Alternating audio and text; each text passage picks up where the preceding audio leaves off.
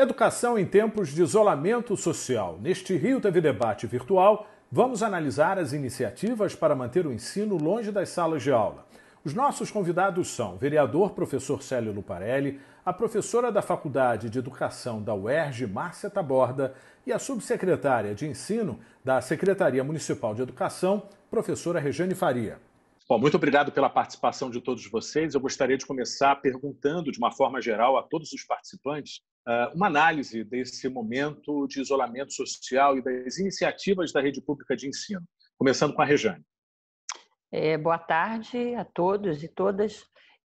A gente, em nome da Secretaria Municipal de Educação, quer agradecer o convite, mas a gente quer começar falando de quão difícil esse momento para todos nós, né? Quão triste, quão desafiador para todos nós, não só profissionais, mas enquanto seres humanos. A gente é uma rede imensa, né? Como todos sabem, é a maior rede da América Latina. Nós temos 1.541 escolas, mais de 650 mil alunos, mais de 40 mil professores e funcionários. E, nesse momento, a gente tem que tentar, e, sobretudo isso, não perder o vínculo com nenhum deles.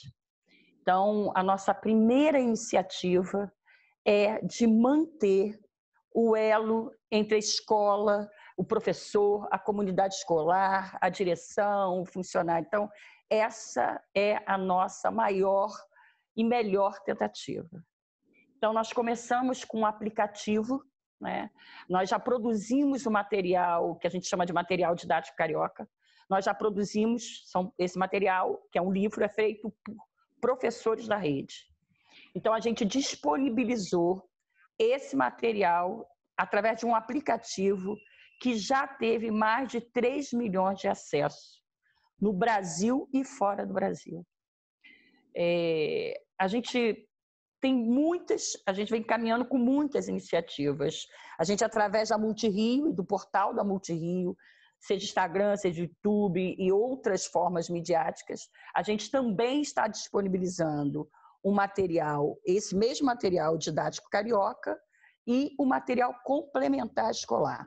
O primeiro bloco de atividades que a gente disponibilizou, ele pretendeu falar exatamente da doença e de outras doenças, porque a gente tem, através da parceria com o Programa de Saúde na Escola, o PSE, né, Saúde Escolar, a gente já tem no cotidiano da rede um diálogo com a saúde. Mensalmente, o diretor posta num link que atividades de saúde ele faz com os seus alunos e com a sua comunidade escolar. E o que a gente fez? A gente reforçou, num primeiro bloco de atividades, os cuidados com a saúde, com a higiene e com tudo que essa doença nos cobra, né? Para além disso, todo esse material desse primeiro bloco de atividades que nós organizamos já está impresso para serem dados aos alunos que não têm acesso nenhum remoto. Só que todo esse movimento é muito complicado nesse momento que a gente não pode ter aglomeração. A gente pensa assim, enviar pelo correio. A maioria dos nossos alunos que não tem acesso, o correio não entrega. O Célio é meu colega lá da Sexta CRE, atuou como diretor de escola, então ele conhece o Chapadão, ele conhece a Pedreira, ele conhece a Cari, ele conhece outras comunidades daqui do Rio de Janeiro, onde o correio não chega. Professora, a gente queria entender, diante desse quadro que a senhora mostra em relação a ser tão heterogêneo, né? Isso pode variar de professor, de aluno, e é um assunto tão novo. Qual tem sido o maior desafio nesse processo de isolamento? O desafio é atender a todos, né, Sérgio? Que não é uma coisa fácil, considerando que a gente é uma rede imensa, de 650 mil alunos, mais de 40 mil professores. E o que a gente vem fazendo? A gente fez uma parceria de forma inédita e totalmente gratuita com a Microsoft, e nós vamos fazer a formação através de webinários de nossos professores. Foi criado para cada aluno um e-mail e que ele também vai ter uma conta na Microsoft disponível para ele. Então, nós vamos ter cada professor em sua sala de aula com os seus alunos. A gente atende a totalidade dos nossos alunos? Não.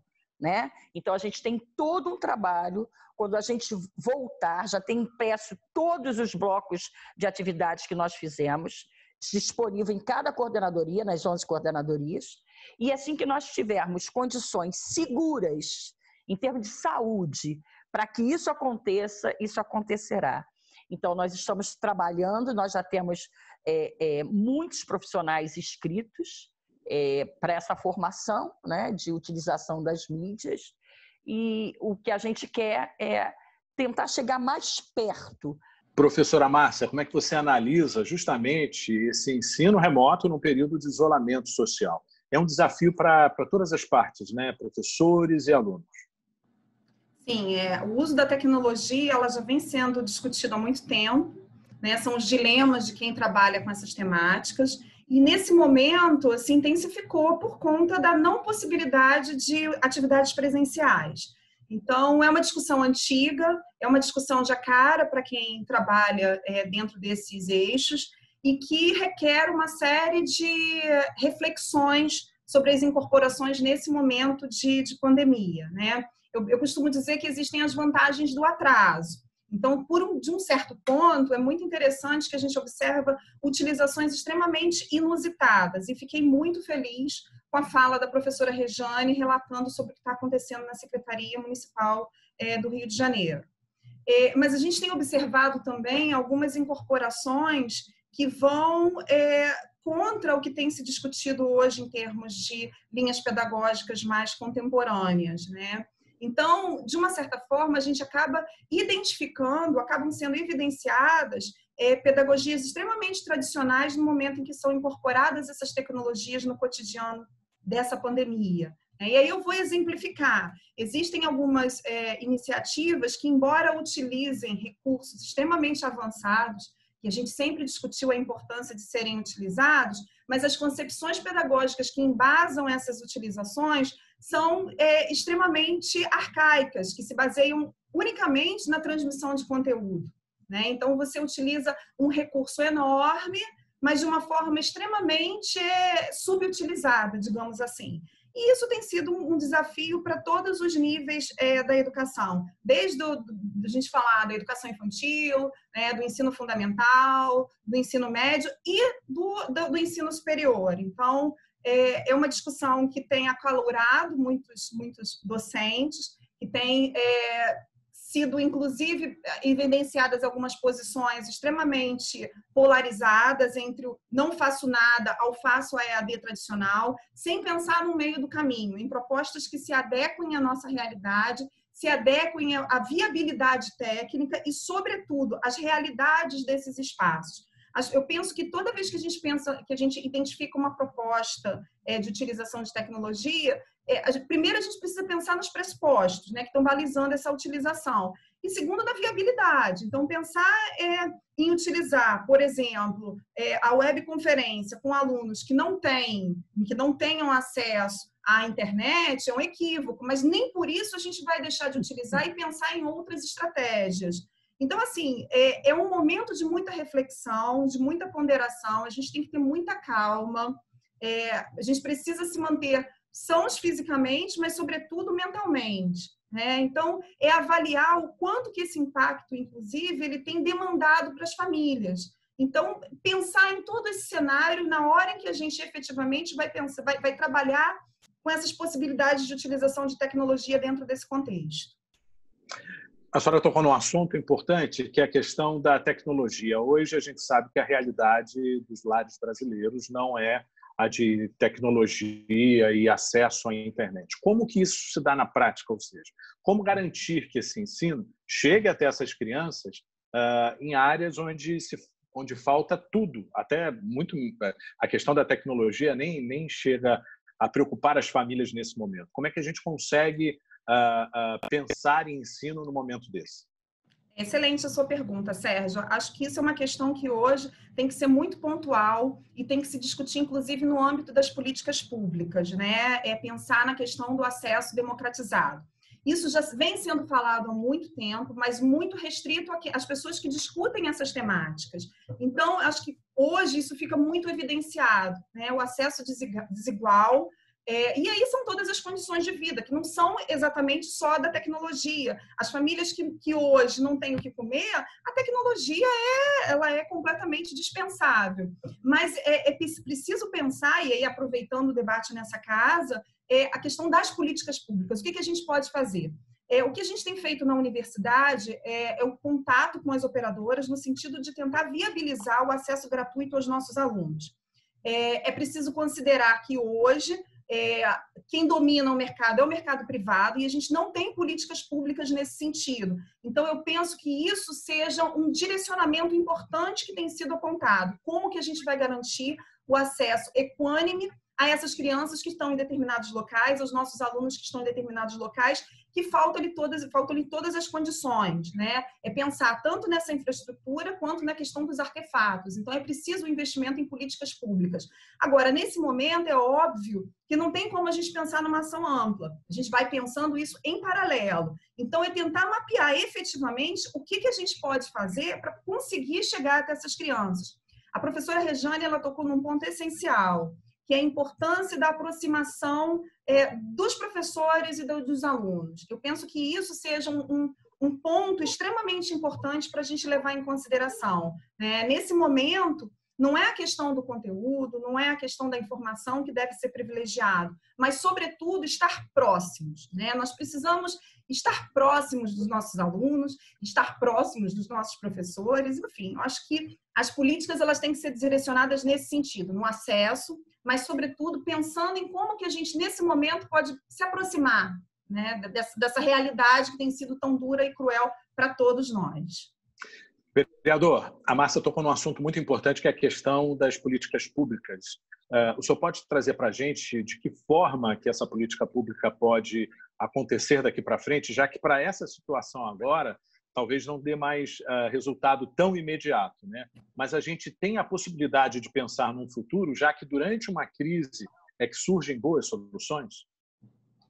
Olha só, eu primeiro quero agradecer a oportunidade, quero louvar a iniciativa da Secretaria. Sinceramente, eu acho muito interessante, inclusive com a fala da professora Rejane, no tocante ao grande objetivo, que é manter o vínculo com a família, com os professores. Isso é muito saudável, é muito interessante. Porque eu tenho um certo pessimismo quanto a esse processo. Eu, inclusive, recebi aqui um dossiê sobre ensino à distância na Escola Pública Estadual do Rio de Janeiro, feito pelo AERJ, que é a Associação dos Estudantes Secundaristas do Estado do Rio de Janeiro. A gente depois pode até abordar um pouco melhor algumas falas, algumas pesquisas aqui. Da parte dos próprios alunos, a preocupação é muito grande. Eu pontuei algumas coisas aqui que eu gostaria de falar nesse momento. A primeira barreira que a gente encontra é que muitos alunos não têm acesso à internet. Isso é um fato, todo mundo sabe, não estou aqui inventando a roda. O ambiente nas escolas, porque para esse tipo de estudo, e nós vimos aqui, todos nós, eu, vocês todos aí, a professora Regina, todos nós temos dificuldade nessa nova metodologia de conviver, de participar. Eu, como vereador, estou tentando, com os meus assessores, manter o vínculo também com a comunidade, com todas as demandas que vêm da sociedade para a prefeitura, e a gente ser o elo de ligação, mas é muito difícil, mesmo usando o WhatsApp, o Facebook, o Instagram, é muito difícil. Imagina nós, já pessoas maduras, termos essa dificuldade. Imagina uma criança, um adolescente, e até preocupados em tentar melhorar o seu rendimento, é muito difícil esse processo. O ambiente de casa é uma barreira muito grande. Primeiro, alguns moram em lugares de tiroteio, de barulho por música, a família é grande, e às vezes, principalmente as meninas, são chamadas para a questão doméstica, de atender algumas coisas do lar. Enfim, isso tudo são barreiras, porque não permite a autodisciplina, a concentração, que são básicos no processo de ensino-aprendizagem. No caso, é muito mais de aprendizagem. Essa falta de concentração e até mesmo a autodisciplina são outras barreiras que nós percebemos que vem acontecendo até nesse questionário que a Associação dos Alunos do Ensino Estadual me passaram. Muitos professores também, e eu falo como professor também, têm dificuldade no processo. Nós não fomos preparados, tudo foi apanhado de surpresa. Há aqueles professores que já vêm até, por iniciativa própria, trabalhando isso ao longo da sua vida, mas a maioria não tem esse tipo de cultura. Os pais, obviamente, a maioria dos nossos alunos que nós sabemos são de classes humildes, não têm condição de poder acompanhar o processo de aprendizagem. Então, a gente primeiro tem que começar pensando que o que nós estamos fazendo é ensino à distância, e não educação à distância. Porque a educação escolar, basicamente, ela pressupõe que todos os espaços escolares ajudam no processo de formação cidadã. Então, você tem, desde a sala de aula, passando pelo laboratório, passando pelo pátio, na hora do recreio, na hora que o aluno até se conduz para a sala de aula, na quadra de esporte, na biblioteca, no laboratório, se a escola tem, em todos esses espaços ele está se educando.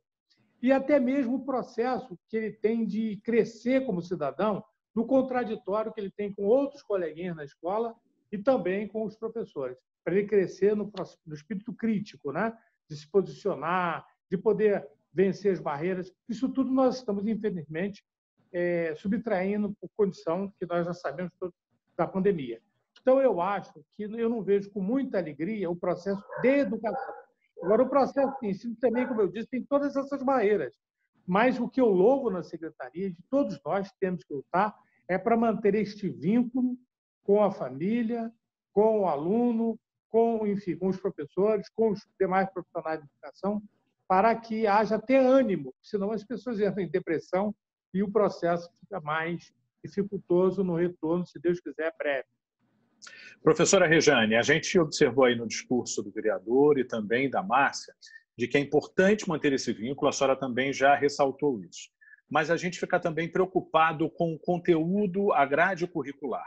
É possível a gente integrar o conteúdo cultural, digital, com a grade curricular? Ou seja, existem perdas em relação a esse aprendizado, na sua avaliação?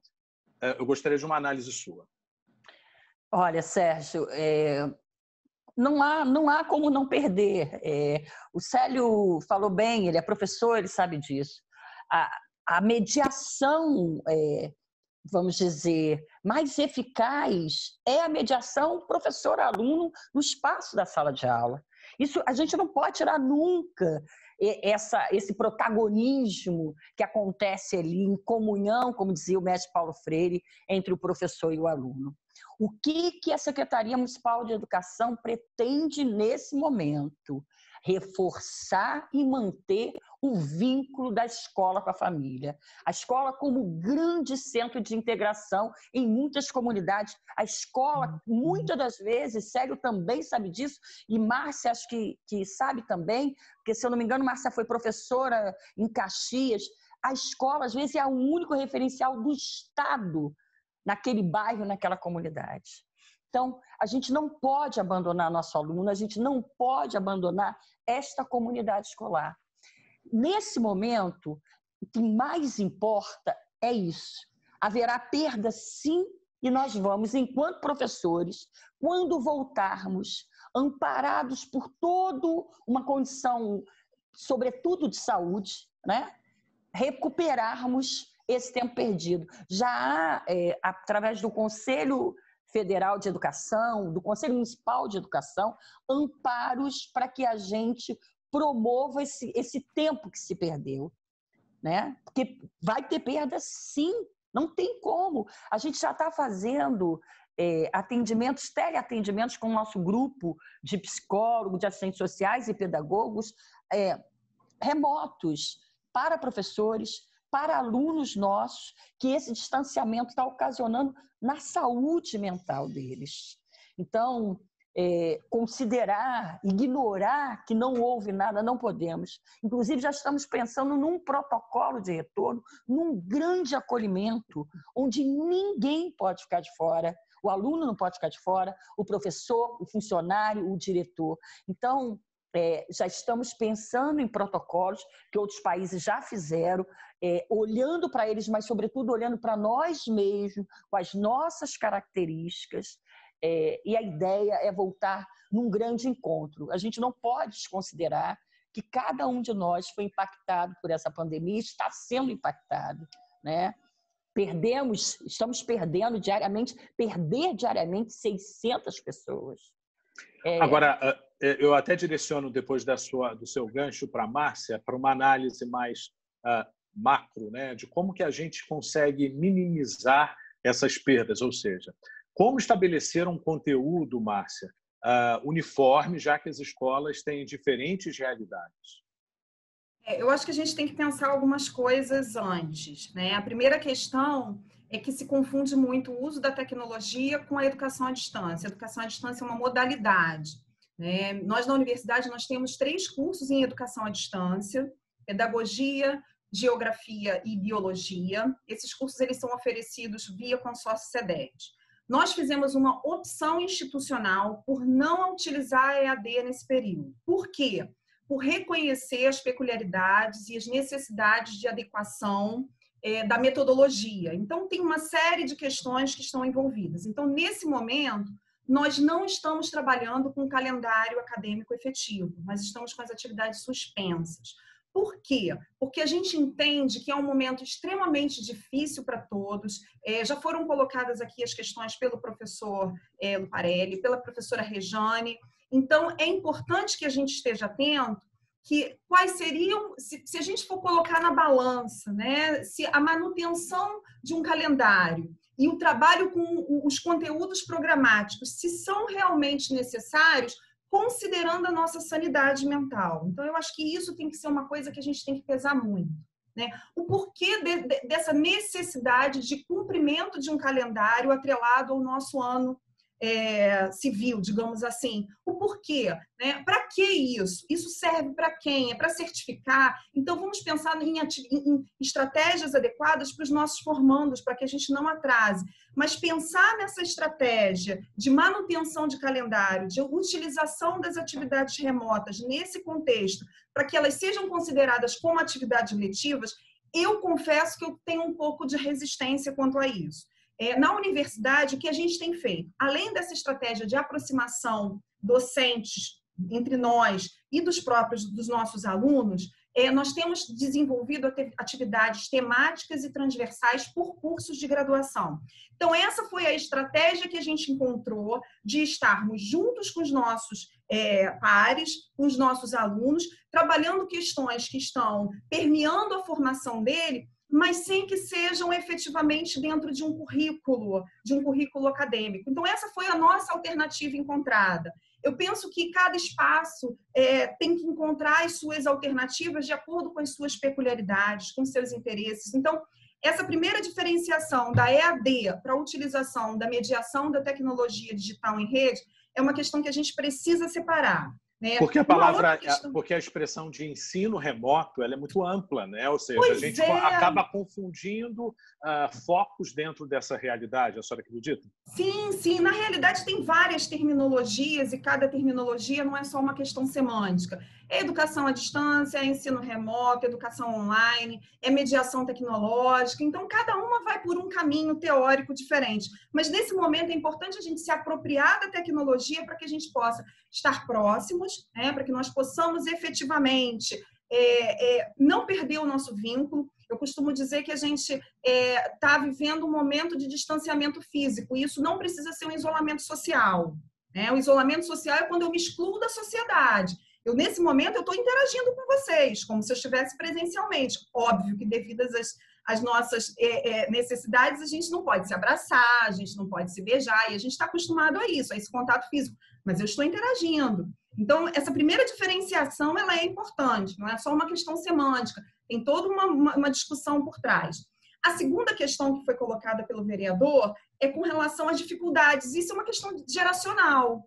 Nós temos muito mais dificuldades do que as gerações dos nativos digitais, né? Então, talvez para a gente seja muito mais custoso se apropriar desse processo, e para os nossos alunos talvez não seja tão custoso, porque eles já nasceram com um chip, né, da tecnologia inseridos. Então, eles já são geneticamente programados, digamos assim, para a utilização da tecnologia, o que a gente não é. Se a gente pegar uma criança, quando ela pega um material impresso, ela já vai com o dedinho para poder tentar passar. Então, quer dizer, essas dificuldades elas são muito geracionais. E nós, professores, temos uma dificuldade enorme porque nós não vivenciamos processos pedagógicos com a utilização de tecnologia. Então, nesse momento, sobretudo, a gente precisa tirar algumas estratégias que nós nunca vivenciamos, né? Que nós não tínhamos noção de que nós íamos precisar de todo esse potencial para que a gente possa estar próximos dos nossos alunos. Então, enfim, acho que essas questões elas são importantes da gente pontuar. E tem uma outra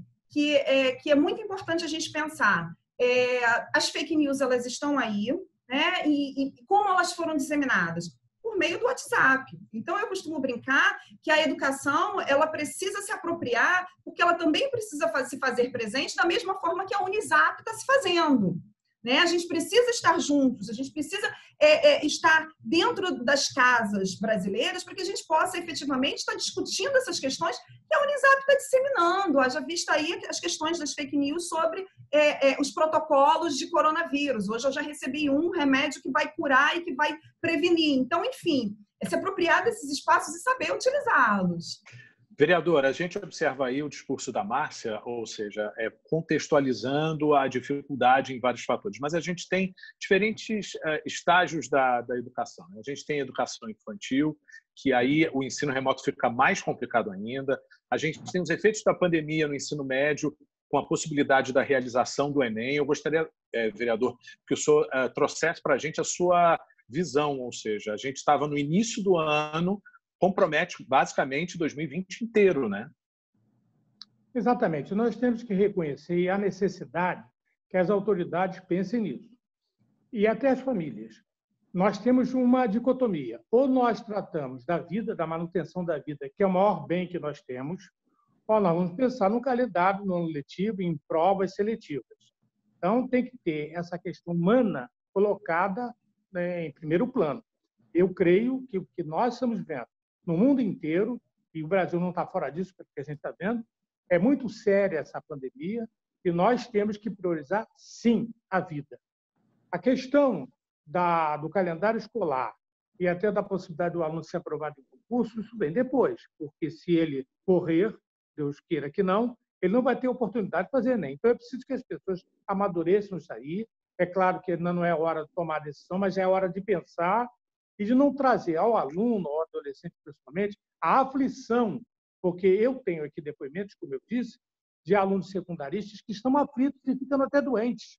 Então, é preciso... Justamente, não há uma predisposição do MEC em adiar o exame, né? em transferir o exame, apesar dos pedidos das secretarias estaduais de educação em todo o país. Mas há uma diferença muito grande, né? Ou seja, o aluno da rede pública certamente pode estar encontrando mais dificuldade do que o aluno dos colégios particulares. Nessa diferença de ensino, num distanciamento através da tecnologia, como ficaria a realização de uma prova tão importante e esperada o ano inteiro?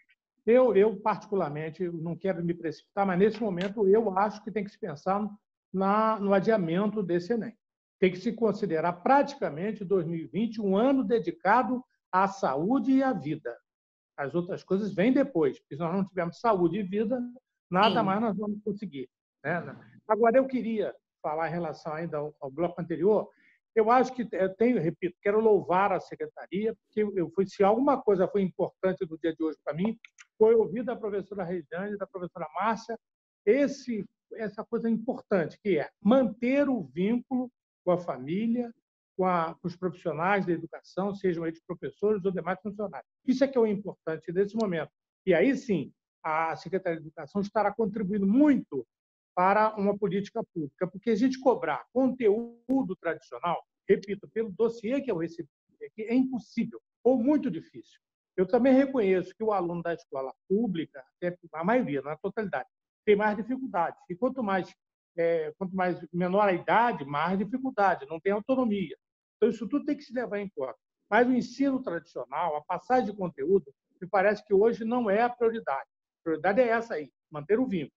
Eu acho, inclusive, que a questão de você dar matemática por matemática, português, e por aí vai, não será atrativo. Já com o professor, e todos nós que somos regentes, estamos sabendo, já há uma certa dificuldade, uma figura carismática do professor, mesmo assim, é difícil. Você imagina o aluno sozinho, numa casa que tem conflito, num ambiente todo, porque o ambiente é fundamental. Não adianta ter o dispositivo, tudo isso, não adianta. O aplicativo tudo bonito. Mas se o ambiente não for favorável, esse aluno não vai estudar. Até o ambiente escolar diz isso. Então, eu acho que a promoção de filmes, de jogos, de concursos, sei lá, talvez de redação, para mandar por via internet, da contação de história, de gincanas, de palestras sobre literatura ou outros conteúdos, de atividades lúdicas para atrair esse jovem, essa criança, para o local de estudo e, a partir dessa cultura de que ele está mudando do presencial para o virtual, talvez a gente consiga, a médio ou curto ou médio prazo, um sucesso maior. Mas agora jogar conteúdo que eu tenho visto aqui, basicamente, no estudo que foi feito pelos alunos do segundo grau, do atual ensino médio, né, é que eles estão sofrendo demais. E até os professores, não são só os alunos. Essa dificuldade é muito grande. Então, eu tenho medo de criar estresse nessas crianças, nos adolescentes e nos parentes, nos pais e os responsáveis, e a gente ter depois dificuldade no retorno, entendeu? Bom, chegamos ao final do nosso programa, mas antes a gente precisa de considerações finais e eu lanço uma questão. A gente já comentou aqui que é justamente de um momento de crise que surgem saídas, né, iniciativas. O que a gente pode esperar daqui para frente? Ou seja, essa possibilidade de ensino remoto, seja lá qual for a classificação, ela pode agregar, pode ser uma tendência, pode ser mais uma possibilidade. Ou seja, o que vocês esperam, o que teve de positivo nessa história para que a gente consiga trazer uma boa notícia para alunos e professores? Começando com a professora Rejane. Bom, a gente tem a expressão do limão fazer a limonada, né? A gente tem que sair diferente do que a gente entrou nessa pandemia. Não só em termos de conhecimentos técnicos, tecnológicos, mas, sobretudo, de relacionamento interpessoal e humano.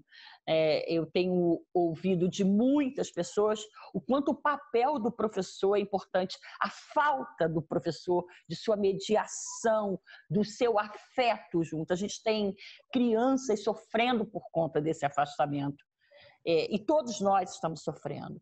Eu acho, e concordo muito com a Márcia, que essas aprendizagens aprendizagens remotas, que muitos de nós nos lançamos a conhecer e aprender, nós precisamos sim, aliás, já devíamos ter incorporado elas à nossa prática há muito tempo, que isso talvez não estivesse sendo tão sofrível para algumas pessoas.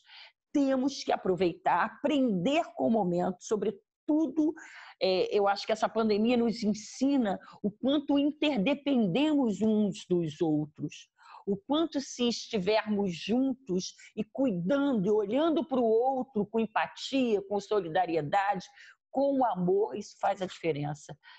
E agregar esse conhecimento tecnológico à nossa prática cotidiana, porque é como Márcia falou muito bem, o menininho já nasce, eu sou avó, a minha neta é de 2, com 1 ano e pouco já passava o dedo e abria.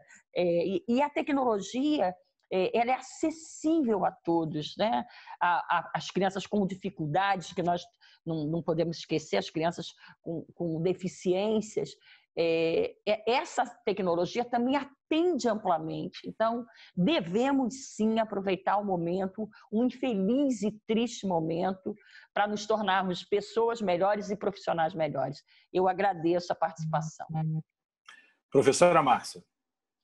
Eu penso que essa pandemia ela vai deixar uma série de reflexões para a gente. Reflexões, principalmente, sobretudo, sobre o nosso posicionamento dentro do mundo, né? Sobre as nossas relações, as nossas interdependências. É uma doença altamente democrática, ela não escolhe. É óbvio que nos espaços menos privilegiados ela acaba se intensificando, mas nem por isso ela deixou de começar pelas classes sociais mais privilegiadas. Então, é importante que a gente se veja como um coletivo. Acho que essas questões de percepção do nosso espaço social, elas nunca foram tão evidenciadas. É preciso, sobretudo, que a gente pense, que a gente se veja como um ser frágil e que, para isso, a gente precisa repensar todas as nossas ações, né? Repensar como que nós nos colocamos frente aos outros. Então, questões de solidariedade, questões de empatia, elas são extremamente importantes e que são temáticas que precisam estar dentro do cotidiano das salas de aula, né? A gente aprende a ser empático, a gente aprende questões de solidariedade, nós aprendemos o desenvolvimento emocional, cognitivo, enfim. Então, é importante que essas questões elas estejam presentes nas nossas discussões. Eu penso que o papel do professor hoje ele é extremamente valorizado, né? As famílias elas estão vivenciando um pouco dos nossos dilemas dentro de sala de aula, com essa questão das famílias estarem absorvendo determinadas tarefas que elas delegavam de uma certa forma para as escolas. Então, isso vai ser uma reflexão também importante para as famílias nesse sentido. Penso que, nesse momento, como eu já falei, as metodologias das escolas elas estão evidenciadas e isso vai ser extremamente importante na hora em que as famílias puderem escolher suas escolas, em que a gente puder discutir políticas públicas de educação, em que a gente puder ter espaços para efetivamente defender as demandas da educação, as demandas dos professores, a necessidade de não precarização do trabalho do professor. Hoje a gente tem visto quanto que o professor ele precisa ser bem formado para que ele possa saber se utilizar de todas essas interfaces. Então, são algumas questões que elas vão sendo colocadas aí para as nossas discussões e, sobretudo, pensar nas políticas de acesso. Acho que, nesse momento, é uma demanda urgente para que nós estejamos levantando essas questões junto aos nossos representantes. Eu quero agradecer o convite. Sérgio, eu quero agradecer muito, quero dizer o quanto foi importante e contribuiu com a minha formação, a participação nesse debate. Muito obrigada. Nós é que agradecemos. Vereador professor Célio Luparelli. Olha, eu acho que esse momento de crise, aliás, foi dito aí que todo momento de crise traz aprendizado, sem dúvida nenhuma. Agora, acredito que esse processo de ensino à distância deva ser usado como mais uma possibilidade. Isso não há dúvida nenhuma. E nós temos que aprimorar essa cultura, que nós, na maioria, não temos. Eu, particularmente, na última faculdade que fiz, que foi de Direito, tinha dificuldade, por exemplo, era obrigado a fazer duas matérias online. E era uma coisa difícil para mim. Mas essa cultura tem que ser trazida a todos, é universal, desde quem tem 80, 90 anos, até o mais jovem, que a gente sabe, foi dito pela professora Márcia, eu concordo, já nasce com um gene favorável a esse procedimento. Mas a crise também nos trouxe alguma coisa, nos mostrou, deixou bem claro o seguinte, que o professor, a figura do professor e a comunidade escolar são insubstituíveis no processo de educação, também de ensino, porque a gente tem que diferenciar. Educação é um processo mais amplo, no seu sentido largo. Agora, o ensino até pode ser feito à distância, desde que a gente tenha a metodologia, né, e que tenha a cultura passada em todo o dispositivo necessário e o ambiente é fundamental. Então, o professor e a comunidade escolar são insubstituíveis. A família mostrou também que a família tem dificuldades por problemas econômicos, sociais, enfim. Principalmente na escola pública, mas não é só na escola pública. Também há famílias desintegradas no ensino particular, não há dúvida nenhuma. Eu militei paralelamente nos dois tipos de ensino. E essa diferença social ficou muito clara e me mostrou aqui nesse dossiê, que eu valorizo e peço a todos que tenham acesso, a dossiê da Associação de Estudantes Secundaristas do Estado do Rio de Janeiro. É um material muito bom para a gente sentir o que o alunado pensa. E é um alunado do ensino, como eu disse, melhor, com mais idade. Então, essa diferença social precisa ser superada. Eu sei que é um problema mais sério, mas que as autoridades públicas, nós, parlamentares, o Poder Executivo, o Judiciário, debrucem nisso aí, que isso quase escancara, né? E parabenizar mais uma vez a professora Márcia e a professora Rosane e a secretaria como um todo, que eu gostei demais. Sai com essa frase que eu vou democratizar: a questão da manutenção do vínculo. Esse foi o grande legado desse momento aí. Parabéns a todos, parabéns à TV Câmara, muito obrigado pela oportunidade. Bom, nós é que agradecemos a presença de todos vocês, muito obrigado pela participação, por todas essas informações, num período em que a informação é tão importante diante desse isolamento social. Muito obrigado.